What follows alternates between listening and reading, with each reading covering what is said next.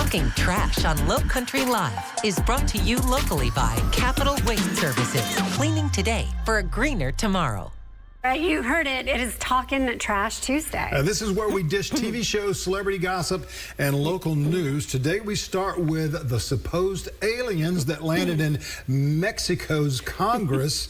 They're being called a fraud. Did you see these? I did. I mean, It's there you just go. little guys It looks or like girls E.T. or whatever.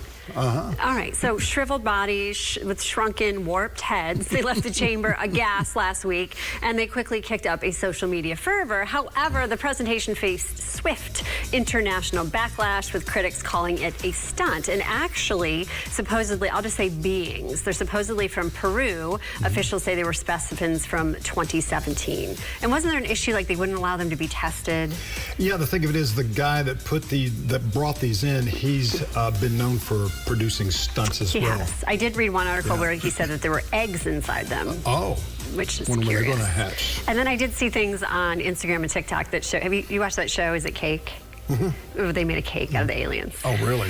They were cutting it open. It's pretty sort awesome. of a stale cake for sure. All right, in local skies, everybody's been talking about this. The stealth F-35 fighter jet that went missing Sunday. Well, it's been found. Debris from the $100 million jet was found roughly 80 miles away in Williamsburg County near Old Georgetown Road. Yep.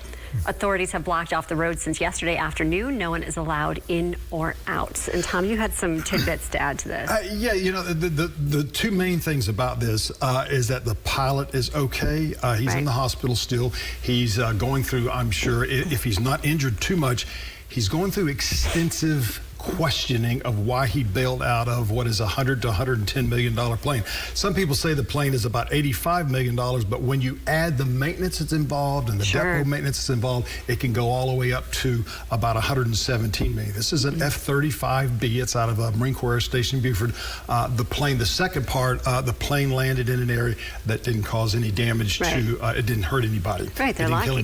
Those are the two main things. So it just didn't work? Because they've got tracking devices and all that. Like that was broken. Here's the thing with the Marines and their aircraft. They've had two other incidents over the back in August. They had two incidents, and one of those incidents unfortunately killed several people. So now they start to look at the higher echelon of who's the big general in charge of maintenance, and is everything being conducted correctly. These guys and ladies fly by the seat of their pants. They train, and they've been trained. Their training is over $1 million for this. And so when you bail out of a plane and it crashes, this is over $100 million of what is called taxpayers' money well spent for this aircraft gone. So, but again, he is safe, but I'm sure that he has gone through a barrage of questions. There's going to be a lot of inquiries after that. And, you know, of course, we're glad he's safe. We're glad that the plane was found, but what are we going to miss? Yeah. The memes true. that came out of the whole thing. We'll pull up some of those memes. I think there was a plane on a milk carton missing. That's right. Have you seen me? God, no kidding. Some of our favorites include the missing plane, of course, on the milk carton, the plane up for sale on eBay. Note the shipping cost of only $5. And of course, the Mexican aliens flying off their new home to their new home at Area 51. I love how you can just combine the two stories. Maybe, yeah. And now moving on to sadder news. Local foodies are down in the dumps. Tom is so upset. After 28 years in Mount Pleasant, the Mustard Seed is closing. I remember when they were on James Island.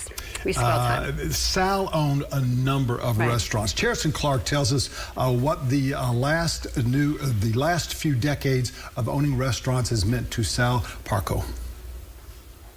Great. Excuse me. It's okay. It's okay. So no, it's been great. I've been honored. The people of Charleston have been like taking me in like family. They've been so nice, great to me. I mean, greatest people in the world. It's been awesome. Emotions overcome Sal Parco. I mean, I loved every minute of it, and I wish I could do it again. And hey, you never know. I just need a break. I need to rejuice my battery, and then go from there. As his culinary chapter comes to a close this week. Makes me feel overwhelmed with gratitude, and it means that all of his hard work and dedication has paid off. Who's that knocking on the door? For decades, the community has supported his restaurants, including the Mustard Seed. Justin Krebs and his family have been dining there for about 5 years. Had a great reputation. Food's fantastic. It's a great type of family environment. You can tell Sal puts everything into the food. It's in the heart, so we were, really disappointed, although wish him the best, obviously. Travis Shai grew up going to the restaurant. Sal even gave him his first real job. I remember being a little kid coming into Mustard Seed, and always loved, of course, the bread and the desserts, which is what I do for a living right now. It's so well deserved. He was doing it for so long, and such a great guy. So, what's next for Sal? I think I'm gonna lock myself in the bedroom for 48 hours and just sleep. And then? I think I'll take a little road trip, and see a little different atmosphere or something, Working for you, Kirsten Clark, News 4.